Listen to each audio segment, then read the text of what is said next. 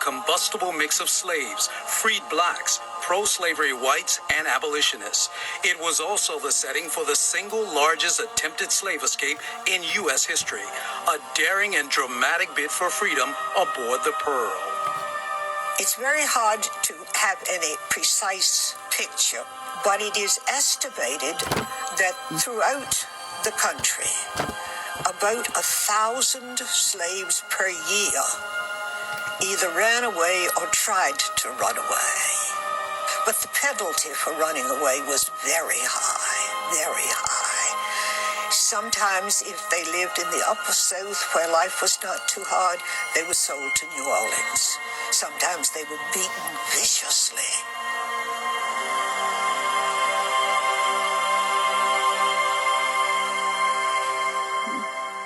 Nearly 37,000 people lived in the district at that time.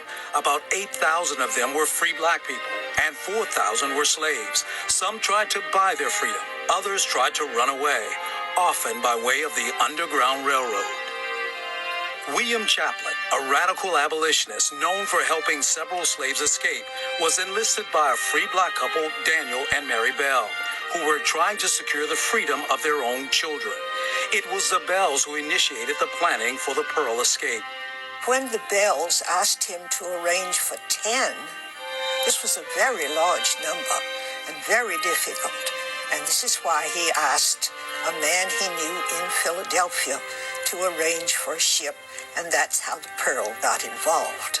That Philadelphia man was Daniel Drayton, a ship's captain who once helped a family of 6 slaves escape. Daniel Drayton himself was a Methodist who had become alienated from the Methodist Church because he felt they did not try to end slavery. He had a large family. He realized that they were in want, and for that reason, he most reluctantly accepted the $100 offered to him for bringing off the slaves. He knew how dangerous it was. Drayton sought the help of Edmund Sayers, also a ship's captain, who owned the schooner called the Pearl. Reduced to using the Pearl for hauling and selling coal, Sayers reluctantly agreed to come to Washington because he needed the $100. Paul Edmondson, a free black man and father of another large family of slaves, was also seeking freedom for his children aboard the Pearl. Because his wife Amelia was a slave, all 14 of her children were legally slaves also. And as soon as the children reached the appropriate age, their owner rented them out. It was because they were rented out in Washington that they heard about a ship coming to take the Bell family to freedom. And so they approached Chaplin and said, could we get on board the ship? And so they were among the people who waited with bated breath to find out whether or not they would be allowed to get on board the Pearl. When Drayton said, I'll take anybody that wants to come, the Edmondsons were among the first to get on board. That night, 76 slaves, men, women, and children, slipped down to the ship and got on board. Every small town has a secret. Ours has a game.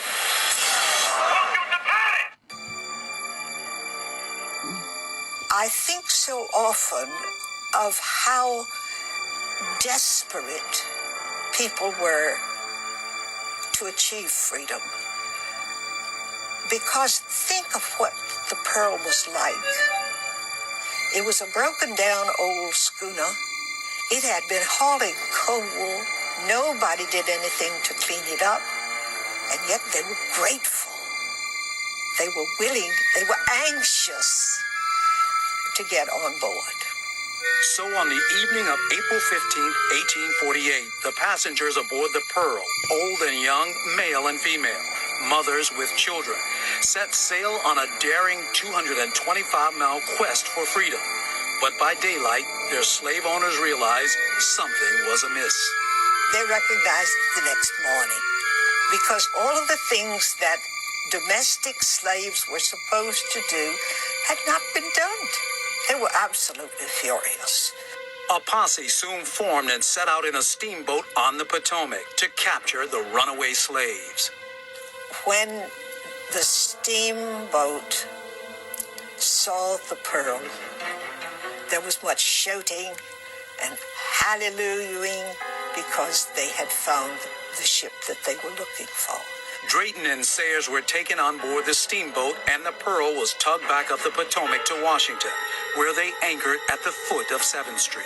But it was sisters Mary and Emily Edmondson who later would become the Pearl's most famous passengers. As they marched up 7th Street, this is in downtown Washington, the crowd grew much larger. By this time, the crowd had grown threatening. There were cries of "Lynch 'em, lynch 'em, the damned villains." There were taunts and jeers at every step. According to another account, people were shouting, "Drag him out, knock his damned brains out, shoot him, shoot the hellhound."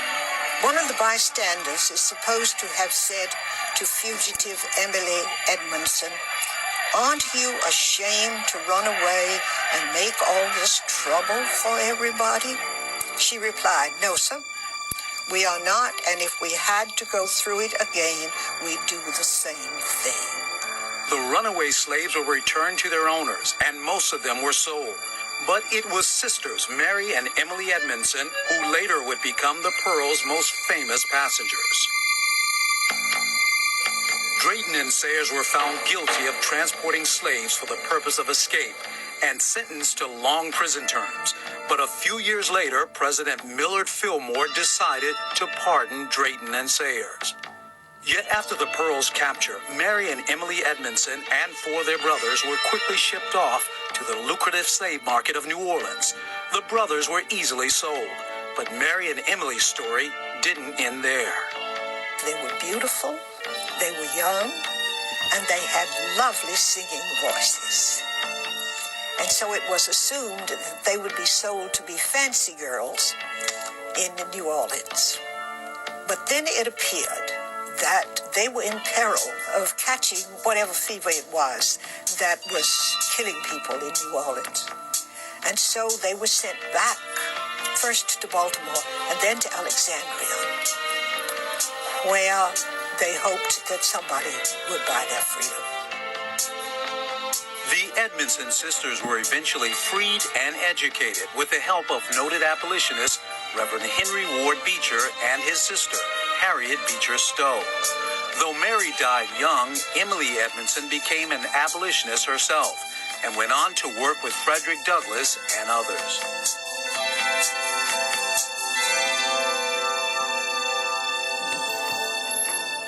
The human drama at the center of the attempted escape on the When you're a small business, the best thing you can do is to understand your entire situation and not present yourself as someone who... Pearl mirrored the deepening drama of the coming Civil War. This was a terrible thing that had happened. It was a terrible thing because it had happened right next to the capital of the United States. And consequently, people all over the South were totally enraged. And I suspect this incident was one of the reasons that the search for fugitive slaves was really tightened up in a law that was passed known as the Compromise of 1850, which made it obligatory to help people recover the slaves.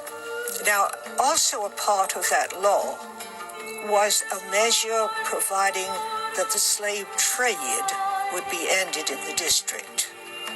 Not slavery.